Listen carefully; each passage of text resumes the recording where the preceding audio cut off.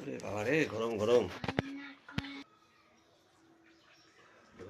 ঘাস আনবো, ঘাস খাবি তোরা, ভাত খাওয়াবো না। আজ এটা, কাল এটা, পরশু এটা, এবার দুজনের একটা চাকর রাখতে হবে তো আমার, যা দেখছি।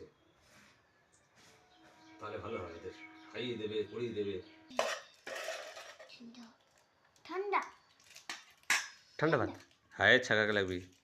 ঠান্ডা এটা ঠান্ডা ভাত? তো গরম ভাত কোনটা বা? ওই যখন ফুটছিল তখন তোমাকে ঢেলে দিতাম ওইটা। আগে শাক দিয়ে তুমি খাবা?